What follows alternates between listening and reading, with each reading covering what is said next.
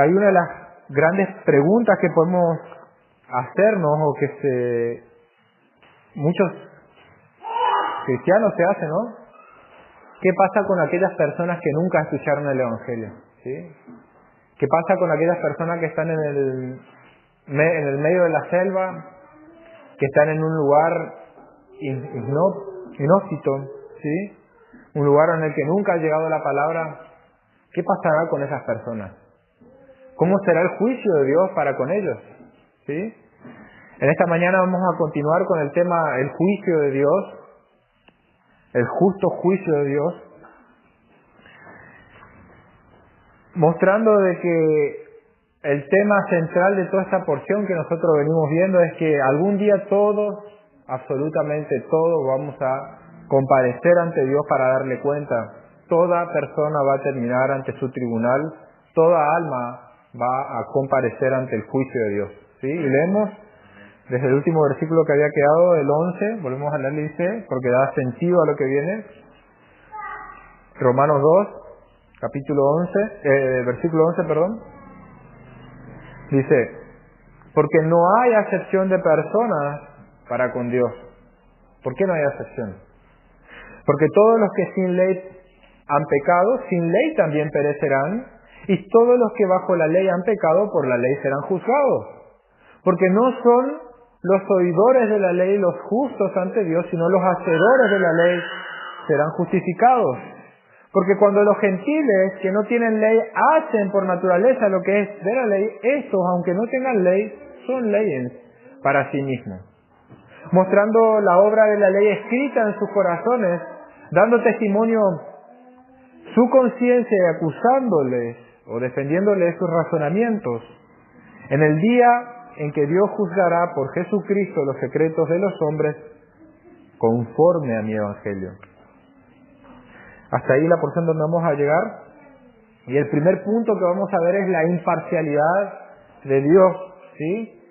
Se nos dice el versículo 11 de que en Dios no hay acepción de personas, es decir, que Dios juzga por igual a todos sin favoritismo, ¿sí? Dios no tiene un favoritismo a la hora de juzgar. Acepciones significa literalmente recibir una cara, es decir, considerar a alguien según lo que sea. Justamente a la justicia, ¿cómo se la grafica la justicia? A una mujer que tiene vendados los ojos. ¿Por qué tiene vendados los ojos? Porque ella no ve a quien está juzgando y lo hace con imparcialidad. No importa quién está delante de ella lo juzga, ¿sí? Por lo tanto, no puede tener favoritismo delante de sí a la hora de juzgar. E incluso algunos muestran a la justicia como con las manos atadas, como que no puede ser doblegada o no puede ser sobornada, y así es la justicia de Dios. En ese sentido, Dios no tiene favoritismo a la hora de juzgar. Dios no se deja llevar por nuestras caras, por nuestra afiliación religiosa, nuestra clase social o por el color de nuestra piel, por nuestra educación o por nuestra popularidad. Dios no se deja llevar por nada de esas cosas. En el tribunal de Dios, el tribunal de Dios no es como muchos tribunales aquí en la tierra, ¿sí? Donde hay favoritismo.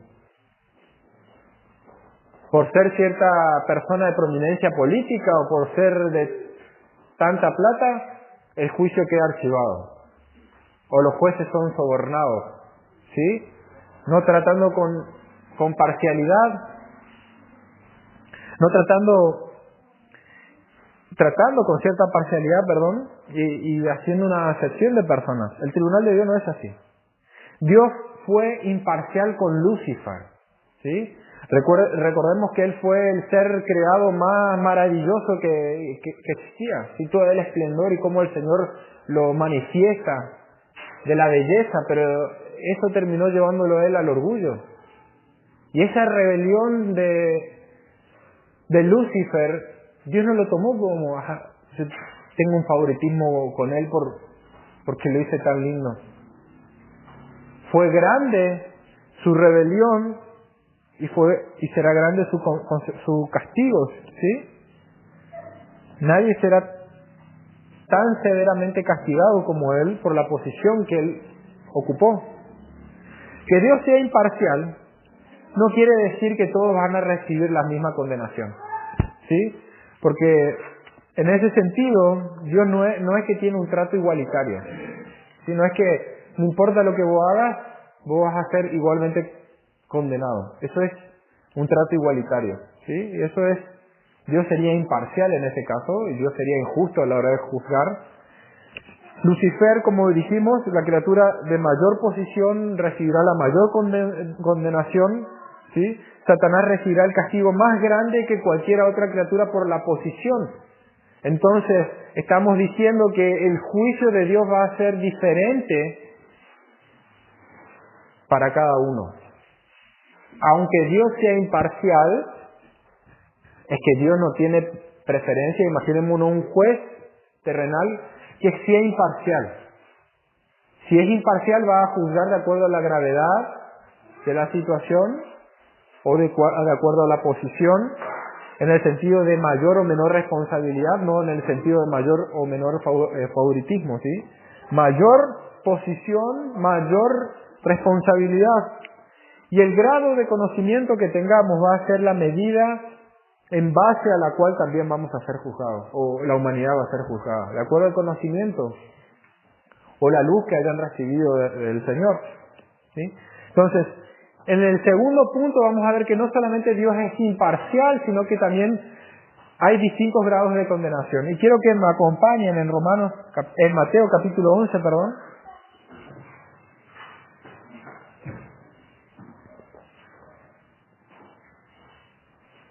Mateo 11, versículo 20. Fíjense lo que dice la palabra del Señor. Entonces, comenzando a reconvenir a las ciudades en las cuales había hecho muchos de sus milagros, porque no se habían arrepentido, diciendo, se está diciendo Jesucristo, ¿sí? Versículo 21, ¡ay de ti, Corazín! ¡Ay de ti, Betsaida! Porque si en Tiro y en Sidón se hubieran hecho los milagros que han sido hechos en vosotros, tiempo ha que se hubieran arrepentido en silicio y en ceniza. Por tanto os digo que en el día del juicio será más tolerable el castigo para Tiro y para Sidón que para vosotros. Y tú, Capernaum, que eres levantada hasta el cielo, hasta el Hades serás abatida, porque si en Sodoma se hubieran hecho los milagros que han sido hechos en ti, habría permanecido hasta el día de hoy. Por tanto os digo que en el día del juicio será más tolerable el castigo para la tierra de Sodoma que para ti. Sí, el Señor mostrando de que va a haber distintos grados de severidad a la hora del castigo. Hay castigos que van a ser más tolerables para otros, ¿sí? Debido a que va a haber distintos grados de pecado, Dios, que es imparcial, dará a cada uno el castigo que se merece, ¿sí? Por lo tanto, decimos que va a haber distintos grados de condenación. Y en este sentido, en el texto de esta mañana vemos que hay dos clases de pecadores, ¿sí? Pablo acá resume a todo en dos grandes masas de pecadores, en donde Dios va a hacer, en donde manifiestan distintos grados de responsabilidad, aunque ambos son culpables. Fíjense lo que dice que los que sin ley han pecado, ¿sí? Entonces están los que pecan sin la ley, es decir, sin tener el conocimiento de la ley escrita de Dios. Podrán ser personas perdidas en el Amazonas, como mencioné al principio, personas que nunca escucharon el Evangelio, ciudades, hay pueblos en los que nunca ha llegado el Evangelio, hay muchas tribus en India, en distintos lugares en donde no ha llegado el Evangelio. Y están los que pecan teniendo conocimiento de la ley escrita de Dios. Hablando Pablo principalmente de los judíos, sí, de la antigüedad, pero sin excluir hoy a todos los que son expuestos al Evangelio o los que tienen acceso a la Biblia, ¿sí? Entonces tenemos dos grandes grupos, los que sin ley pecan y los que pecan con la ley, conociendo de que hay una ley, ¿sí? Dios, que es imparcial, es justo, por lo tanto va a juzgar a cada uno conforme el grado de conocimiento que posean, ¿sí? Pero ¿podrá Dios condenar a aquellos que nunca escucharon el Evangelio, como hablamos al principio? ¿Qué creen? En el texto dice los que sin ley pecaron. ¿Sí? Al ser sin ley no quiere decir que no sean conscientes de Dios o que carezcan por completo el sentido de lo que es bueno y de malo. A pesar de no tener una ley escrita, ellos tienen cierto conocimiento del bien y del mal. Tienen cierto conocimiento de Dios. Se nos dice que ellos pecaron. Por lo tanto van a perecer en su pecado. ¿Sí? El Señor tiene que condenar todo pecado. Si dice que sin ley pecaron, quiere decir que el Señor tiene que castigar eso que ellos pecaron. Ahora, ¿es justo o injusto eso? De que Dios los condene. Por supuesto que es justo. Y hay al menos 3 razones por las que estas personas se van a perder. Las personas que nunca escucharon el Evangelio. Primeramente, ellos rechazaron el conocimiento que Dios le ha dado al mundo entero de sí mismo a través de la creación. Lo veíamos en el versículo 18, ¿sí? El eterno poder y la edad de Dios se hacen claramente visibles, ¿sí? A todos. Entonces, ya se ha hecho evidente a todos por los cuales nadie tiene excusa. Entonces, en primer lugar, ellos rechazan el conocimiento que tienen de Dios.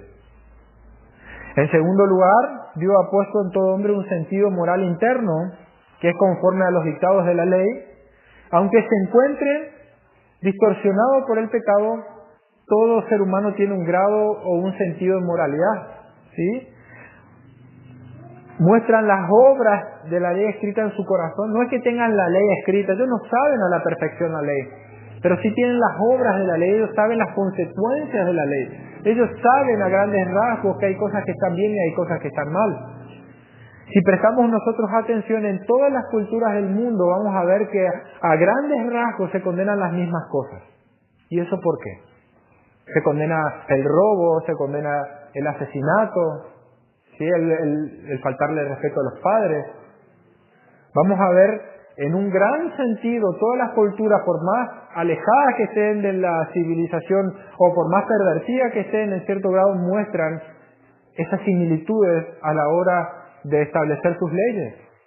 Es decir, que ellos tienen cierto conocimiento de que hay cosas que están bien y hay que están mal. ¿Sí? Y eso viene de Dios. Y en tercer lugar, todos los hombres poseen una conciencia moral que pasa por el juicio de sus acciones. ¿Sí?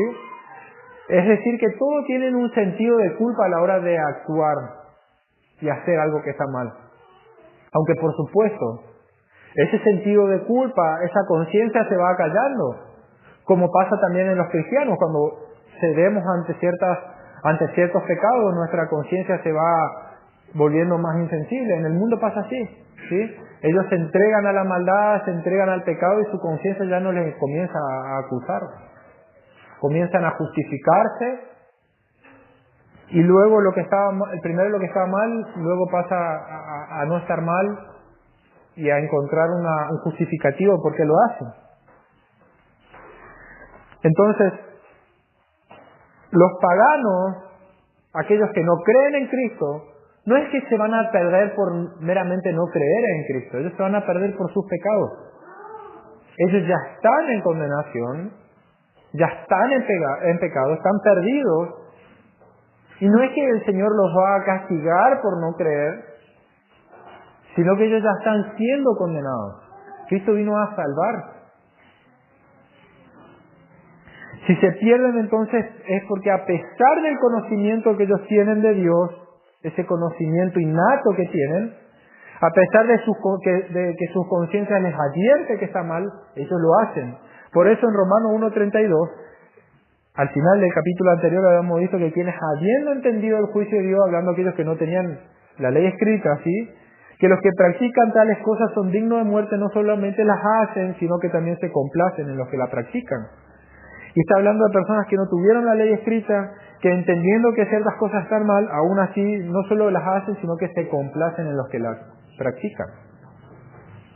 La conciencia que hay en ellos sabe que esas cosas son dignas de muerte o de castigo, igual las hacen.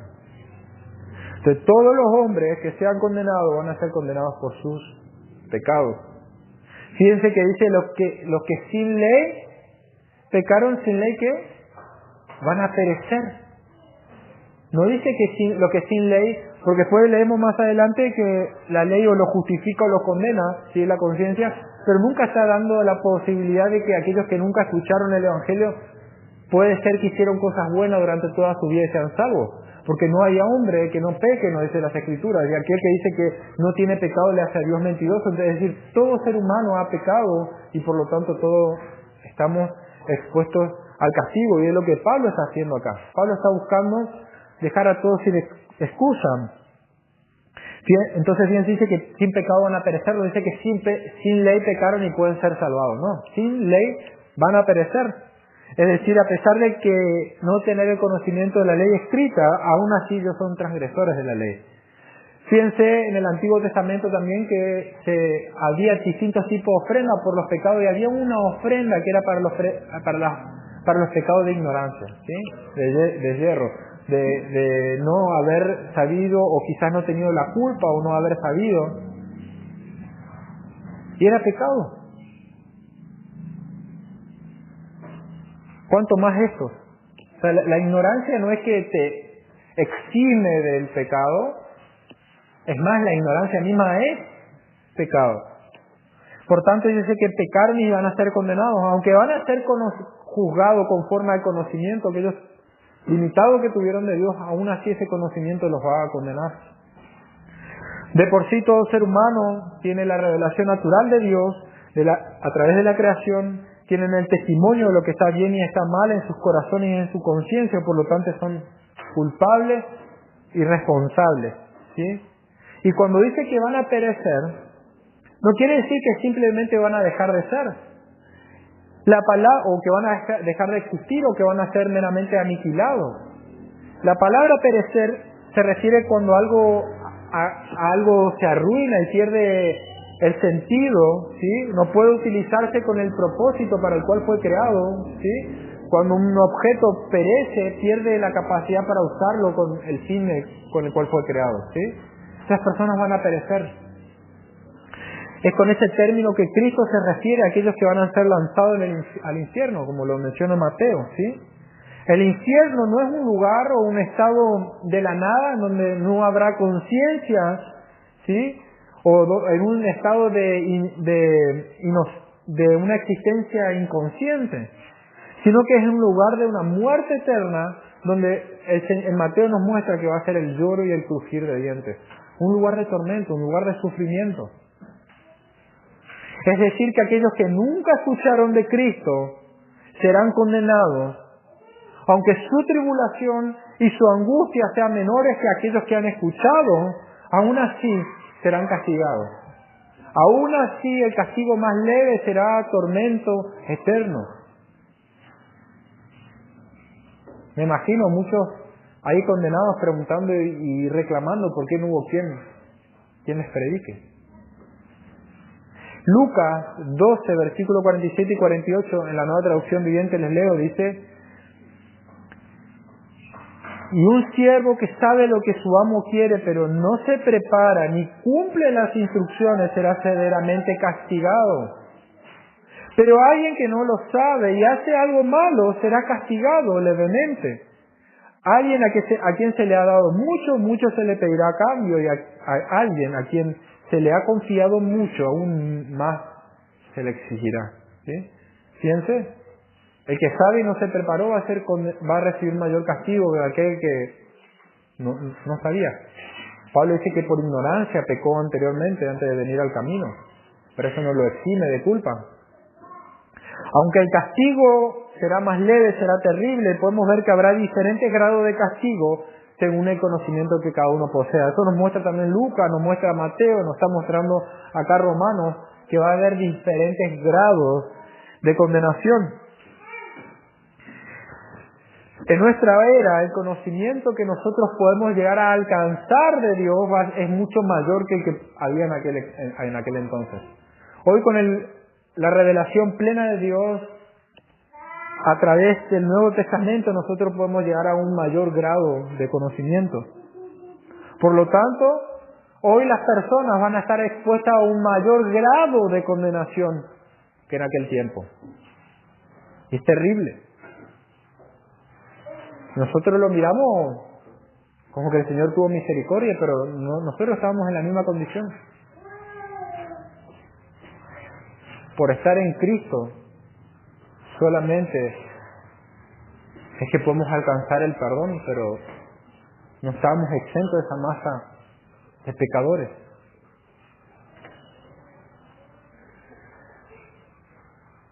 Por otro lado, nosotros vemos que no solamente están los que sin ley pecan, sino también están aquellos que, además de tener la revelación general de Dios, tienen la revelación especial a través de su palabra. El versículo 12 nos dice: y todos los que bajo la ley han pecado, por la ley serán juzgados. Las personas que tuvieron acceso a la ley de Dios van a ser juzgados según el conocimiento que cada uno tenga acerca de Dios. Aunque todos los incrédulos estarán en el infierno, la parte más caliente del infierno, el tormento más grande, porque dijimos que va a haber distintos grados de condenación, la parte más caliente del infierno van a ser para aquellos que apostataron de la fe. Aquellos que tuvieron la cercanía de escuchar la palabra y aún así se rebelaron contra Dios. Aquellos que se autoengañaron a sí mismos diciendo que eran salvos cuando su corazón estaba lejos del Señor. Los falsos maestros, mejor le hubiera no haber nacido, dice Jesucristo en cuanto a Judas. Qué terrible que será la condenación para aquellos que, habiendo escuchado la ley de Dios, habiendo tenido la revelación más plena del Señor, aún así se rebelaron contra Él. Como decíamos anteriormente, sería mejor ser un narcotraficante o cualquier tipo de pecador perdido antes que aquellos que, escuchando la verdad, se rebelan contra el Señor.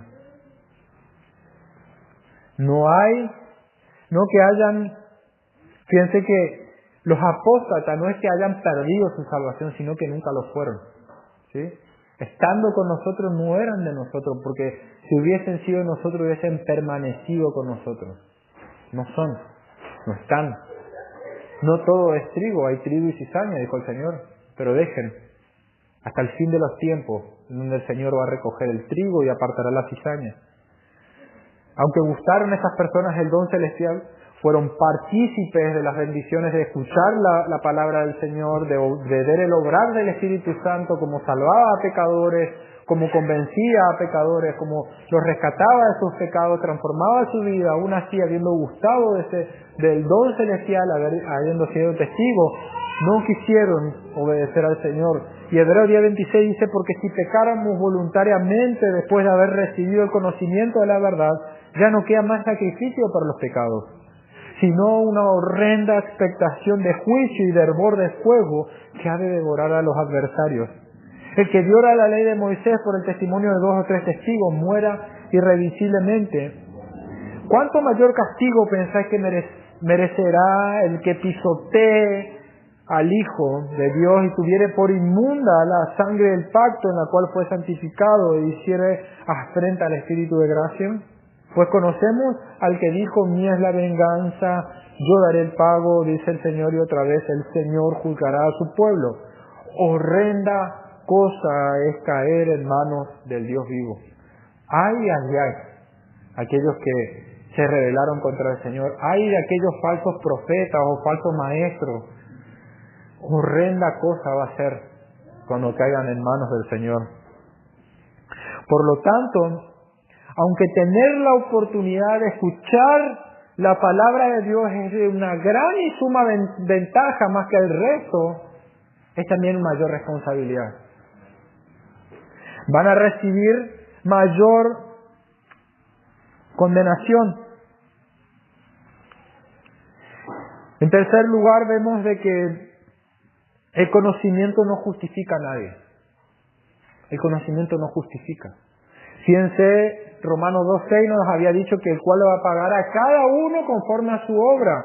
Y el versículo 3 dice: porque no son los oidores de la ley los justos ante Dios, sino los hacedores de la ley serán justificados. Y esta es la misma advertencia que Santiago hace a aquellos que escuchan la palabra pero no la obedecen. En cuanto a los oidores de la ley, la idea es parecida a la de un estudiante universitario, ¿sí? Que tiene el propósito de ir a una clase, de escuchar, de prestar atención, ¿sí? Pero que no quiere rendir cuentas delante de Dios, no quiere ser evaluado, por lo tanto no va a tener una calificación, va con la mera posición de un ser un oidor de la palabra, un simple oyente, no quiere asumir responsabilidades. En la época que se escribió Romanos, muchas sinagogas se transmitían las leyes o las tradiciones humanas para ser observadas, ¿sí? Y la ley de Dios, el Antiguo Testamento, se limitaba solamente a ser leído y escuchado, pero sin ningún tipo de explicación o aplicación. No había ninguna aplicación práctica, se leía nada más, pero no había aplicaciones prácticas, ¿sí? Se limitaban solamente a ser mero oidores del Antiguo Testamento. Dios no tiene mero oidores entre sus hijos. No son los oidores los que serán justificados, sino los hacedores. Y lo que está diciendo es muy fuerte, porque nosotros podríamos ser simplemente oidores y no hacedores de la palabra. Por lo que yo me pregunto, con el conocimiento que ahora tenemos de la Escritura, ¿con qué sentido te acercás diariamente a las Escrituras? O cuando estudias algún tema teológico, ¿con qué sentido lo haces? ¿Con qué sentido escuchamos domingo tras domingo la palabra del Señor? ¿Para meramente tener conocimiento y ser meros oidores de la ley? ¿O para ser hacedores de la ley? Porque no van a ser los oidores de la ley los justificados, sino los hacedores de la ley. Tratas de simplemente leerlo y aprenderlo, pero no hay manera de que quieras buscar aplicarlo en tu vida. Porque si simplemente te limitas a escuchar, o si nos limitamos solamente a escuchar, somos meros oidores. Y entre más escuchamos la palabra, aún más responsables somos de creerla y de obedecerla. Algunas personas mantienen la idea de que evitar leer la Biblia, argumentan de que ellos tratan de no leer la Biblia porque piensan de que de esa manera van a ser menos condenados delante de Dios. Yo creía eso antes de creer verdaderamente en el Señor. Cuando era un mero oidor o simplemente iba para calmar mi conciencia, yo no quería leer la Biblia. Porque yo sabía que si leía, la Biblia me iba a decir algo que yo sabía que estaba mal, pero como no lo había leído, entonces yo pensaba que no estaba mal. Porque yo pensaba que delante de Dios iba a decir, bueno, pero yo no sabía, es como un justificativo. Pero este pensamiento es perverso, es sumamente o profundamente pecaminoso. Tener el conocimiento de lo que es justo y no desear acercarse a ello con la intención de mantener la tranquilidad mental para seguir haciendo el mal es una evidencia de perversidad. Es una evidencia de estar perdido, sumamente perdido en el pecado. Y cuando habla de lo que sin ley pecaron, no es que meramente no la querían leer, sino que no tenían la ley escrita a su alcance. O sea, ellos no es que simplemente no querían acercarse a la palabra y la tenían, los que sin ley pecaron. Ellos no tenían al alcance la palabra. ¿Sí? Hay muchas personas que no asisten a una iglesia y tienen un cierto conocimiento de la ley, ellos no van a ser condenados como los que sin ley pecaron. Porque tienen a su alcance la palabra, aunque no quieran acercarse a la palabra. El no querer acercarte a la palabra no es que te va a colocar dentro del otro grupo. Imposible. Las personas que se limitan en pensar que son cristianas simplemente por el hecho de hacer ciertas cosas, asistir a una iglesia, escuchar ciertos sermones, participar de algún estudio bíblico, escuchar música cristiana, pero no se conforman o no se complacen ni aman la ley de Dios, no están haciendo más que engañarse a sí mismos. Santiago les advierte diciendo ser hacedores de la palabra y no solamente oidores, engañándoos a vosotros mismos. Las personas que no se contentan con tener un conocimiento o que se contentan solamente con tener el conocimiento superficial de la palabra y no desean aplicarla a su vida, se están engañando a sí mismas. Si te contentás con solamente escuchar la palabra, pero no hay un sentido de escarbar de cómo agradar más al Señor, estás perdido. Mateo 7, 22, 24, Cristo dijo que cualquiera que oye las palabras y las hace, y después por otra parte, aquellos que me oyen y no las hace, dice que los compara con un hombre insensato que edificó sobre su casa y dice que su ruina va a ser grande. Escucharon la palabra, pero no las hace. Va a ser grande la ruina de estos insensatos. Ahora la pregunta es, ¿quiénes son los hacedores de la ley? Ya sé que están teniendo muchas preguntas con lo que estoy diciendo, a ver si la salvación es por fe o por obras. Ya vamos a llegar. Pero da mucho que pensar. Por un lado, los hacedores de la palabra, los verdaderos cristianos, se distinguen porque aman la ley de Dios. Y en dependencia del Espíritu de Dios tratan de vivir a la luz del conocimiento que ellos tienen de la verdad revelada en la palabra. Obedecen a Dios, no perfectamente, pero sí sinceramente. Esos son los hacedores de la ley. Los que obedecen, aunque no de manera perfecta, porque están en un cuerpo que está sujeto al pecado, pero sí lo hacen sinceramente, ¿sí? Romanos 8:7, un poquito más adelante podemos ver una de las características de los paganos, de aquellos que nos creen. Dice, porque por cuanto los designios de la carne son enemistad contra Dios, porque no se sujetan a la ley de Dios, ni tampoco pueden. Es decir, ¿qué quiere decir en el contraste? Ellos dicen que no se sujetan ni tampoco pueden. ¿Qué quiere decir? Que aquellos, los que regenerados, sí pueden sujetarse a la ley y pueden obedecerla. No perfectamente, pero sí sinceramente. Los paganos no pueden, los regenerados sí pueden. De hecho, Pablo en Romanos 7:22 dice tener una lucha constante contra el pecado todos los días, pero en el hombre interior él se deleita en la ley de Dios. Entonces el servicio de Pablo era un servicio sincero. Él sinceramente quería obedecer a Dios y serle agradable en todo, aunque comprendía que él no era perfecto, que él fallaba muchas veces. Y Pablo no está hablando acá de pecados escandalosos, porque él era intachable en todo, ¿sí? Es esa la característica de un verdadero hijo de Dios. El impío no puede ni quiere sujetarse a la ley de Dios, pero el verdadero creyente se deleita en la ley de Dios y sinceramente desea obedecerla porque ama a Dios, no porque quiera ganarse el favor de Dios. Ama. Antes era un amador de sí mismo, ahora ama a Dios y quiere hacer su voluntad. Si no te molesta decir una mentira, ¿sí? Si no te molesta hacer aquello que sabes que es pecado, si es lo más normal del mundo y no te molesta la conciencia, si no te molesta pecar, eres un simple oidor y no un hacedor.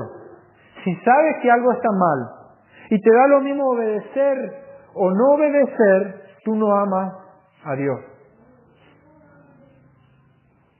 Si encuentras un justificativo, sí, pero ya me voy a arrepentir o ya voy, no amas a Dios. Una evidencia de que no estás amando a Dios. Los creyentes son los hacedores de la ley. Y también los hacedores de la ley se caracterizan porque continuamente se vuelven a Cristo cada vez que tropiezan, cada vez que pecan, para ampararse en la gracia de Cristo. Continuamente se arrepienten. Esa es la característica de un verdadero creyente. Constantemente se arrepiente. Por eso la vida cristiana es una vida de arrepentimiento y fe. Juan nos dice, si alguno peca, abogado tiene. O sea, que Juan está dando por sentado que los cristianos pecan. Pues si no, no diría si alguno peca, abogado tiene. Ya no está dando, si alguno peca, abogado tenemos para con Cristo, para con el Señor Cristo Jesús. Y si confesamos nuestros pecados, Él es fiel y justo para perdonarnos. De manera que no son los meros oidores de la ley los que se van a salvar del juicio, sino aquellos que evidencian la realidad de su fe a través de la obediencia. ¿Quiénes van a ser los que van a ser salvos? No los que oyen simplemente la ley, sino aquellos que evidencian la realidad de su fe por medio de la obediencia. No es que van a ser salvos por obras, sino estoy diciendo aquellos que evidencian la realidad de su fe. O sea que la verdadera fe sí se hace evidente, es lo que estoy diciendo. Los hacedores de la ley son los que acuden a Dios por fe y arrepentimiento, dándose cuenta de que les resulta imposible agradar a Dios aparte de Él. Los verdaderos hacedores de la ley de Dios son conducidos por la ley de Cristo, vienen a Cristo por fe. Y después de venir a Cristo por fe, sus vidas de obediencia son un testimonio, son una evidencia de esa relación salvadora con Cristo. No es que obedecen para ser justificados, porque las Escrituras nos muestran claramente que la salvación es solamente por gracia, por medio de la fe. Nadie, absolutamente nadie de nosotros va a ser salvo por hacer cosas buenas o por obedecer. Las obras de la ley evidencian la realidad de nuestra fe. Dios, cuando nos salva, no solamente nos salva legalmente, no es solamente una transacción legal, sino que el Señor nos transforma nuestras vidas. Dice que Él nos salvó para buenas obras. Él es el que produce en nosotros el querer como el hacer. Él es el que obra, su Espíritu Santo nos santifica. No solamente nos coloca en una posición de santos, sino que Él trabaja para que cada día todas las cosas contribuyan para hacernos más parecidos a la imagen de Cristo. Es decir, que Él no es indiferente a nuestras fallas y nuestros pecados. La evidencia de que nosotros fuimos regenerados es que guardamos sus mandamientos y nos arrepentimos cuando pecamos. Guardamos sus mandamientos y nos arrepentimos cuando pecamos. Esa es la característica de un creyente. Alguien que evidencia fe. Nadie se salva por la ley, sino por la fe. Pero aquel que es salvo por la fe toma en serio la santidad, la toma en serio porque sabe lo que es la santidad. La obediencia es una evidencia de que en verdad hemos creído. Por sus frutos los conocéis, dice Cristo. Los creyentes experimentan un temor reverente a Dios que los acerca, no que los aleja. El pecador que peca se aparta del Señor porque sabe que ha hecho mal. Ese temor que tiene es un temor de espanto. Nosotros tenemos un temor reverente que nos acerca al Señor. Cuando pecamos nos acudimos, nos amparamos, clamamos perdón. Ese temor del Señor nos lleva a nosotros a luchar contra el pecado, a vivir en santidad, y eso es una evidencia de la realidad de la fe. Como dice el versículo 16, en aquel día Dios juzgará por Jesucristo los secretos de los hombres conforme a mi evangelio. Dios va a juzgar de una manera infalible cada obra sabiendo cuáles son buenas, cuáles son malas. Las obras que Dios se complace son las obras que proceden de la fe. Todo lo que nosotros hagamos por fe para el Señor son buenas obras porque buscan su gloria. Y acá Pablo no está hablando, como vimos domingo anterior en 2 Corintios 5:10, donde habla de un juicio donde va a haber recompensa para los creyentes. Acá Pablo está buscando de que todos vamos a comparecer, pero está tratando de dejar sin excusa a todos, mostrando que si vamos a ser salvos, porque es a través de un Salvador, necesitamos de un Salvador. No importa dónde hayamos nacido, si seamos hijos de cristianos, necesitamos un Salvador. Y aunque nosotros podamos emprender cosas moralmente buenas ante la sociedad, podemos alimentar a los pobres, podemos defender a los indefensos, a los débiles y mostrar cierta bondad, aún así, aunque son cosas que Dios espera de todos los hombres, de que mostremos bondad, aún así estas cosas o estas bondades, si no proceden de la fe, no son cosas que Dios le agrada. Cuando las personas en la sociedad muestran hacer cosas buenas, es un testimonio de que la ley está escrita en sus corazones, porque hacen cosas que saben que están bien.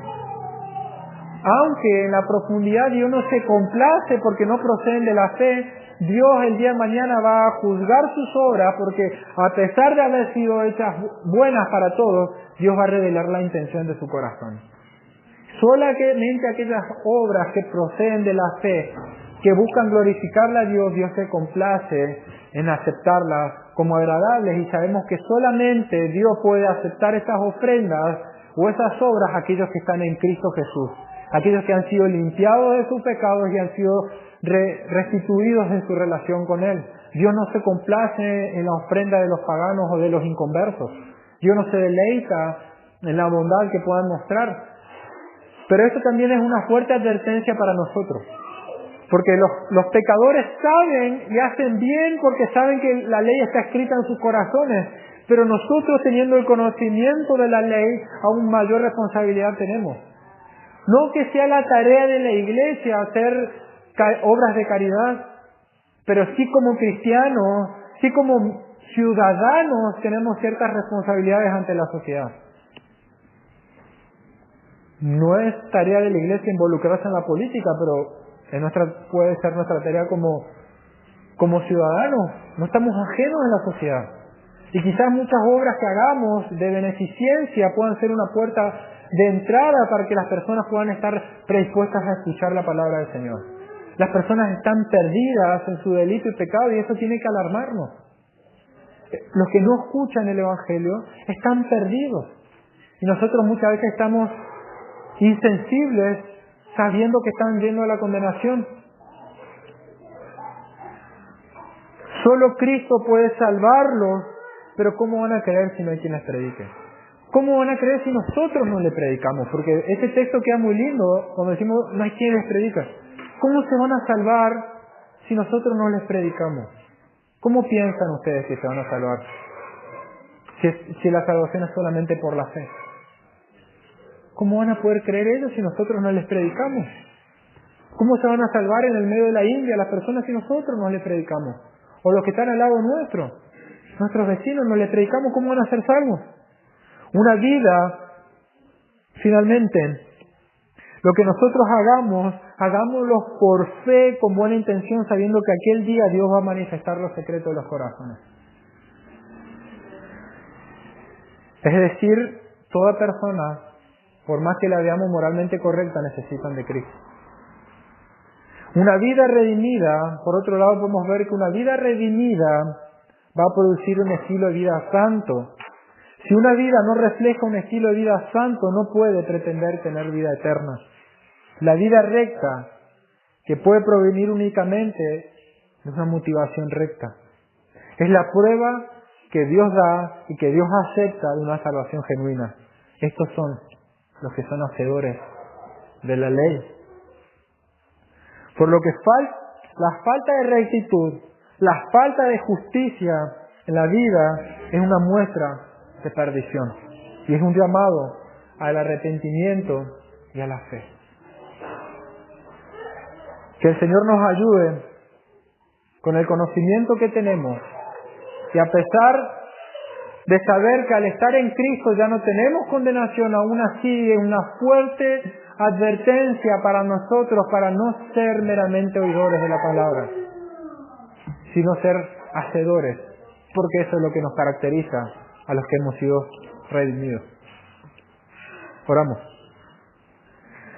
Dios Padre, agradecidos estamos por Cristo. Sin Cristo estaríamos perdidos, Señor, en nuestros pecados. Todas las cosas que nosotros hacíamos, ninguna de ellas procedía de la fe, Señor. Y por más buenas que habían sido, Señor, ante los ojos de la sociedad, a pesar de no haber tenido pecados tan escandalosos, estábamos igualmente perdidos. Pero gracias te damos por Cristo, Señor nuestro, que Él ha derramado su sangre, ha bajado de su trono para darnos una esperanza, una vida eterna, Señor. Él ha venido a cargar con nuestros pecados para que nosotros podamos vivir el resto de la vida que nos queda en la fe en Él, por la fe puesta en Él, Señor. Ayúdanos a traerte gloria y honra. Ayúdanos a traer gloria y honra a nuestro Salvador por lo que ha hecho en nosotros, Señor. A mostrarle que somos hacedores y no meramente oidores de tu palabra, Señor. Oh Padre, que tu palabra pueda confrontarnos diariamente, a no conformarnos con meramente quedarnos con un conocimiento intelectual, con simplemente aprender cosas nuevas o entender sino a poder ver cómo agradarte cada día, Señor, con lo que ya sabemos. Es una exhortación diaria, Señor, que tenemos para cada vez que nos acerquemos a tu palabra, podamos buscar cómo esta palabra puede ayudarnos, Señor, a que podamos servirte de mejor manera. Somos siervos, Señor, y el esclavo no tiene por qué ni siquiera esperar que su amo le agradezca. Es meramente un esclavo, nosotros somos esclavos tuyos, pero tenemos la fiel promesa de que tú recompensarás nuestras obras, a pesar de que no lo merecemos, Señor. Pero tu bondad, tu gratitud, tu benevolencia es tan grande, Señor, para con nosotros, lo cual es un fuerte estímulo, Señor, para servirte y honrarte en todo lo que hacemos, Señor. Te rogamos por aquellos que están perdidos, por aquellos que no te han escuchado, por aquellos que te han escuchado y han cerrado su corazón, Señor. Yo te ruego que tú tengas piedad y misericordia de ellos, Señor. En el nombre de Jesús. Amén.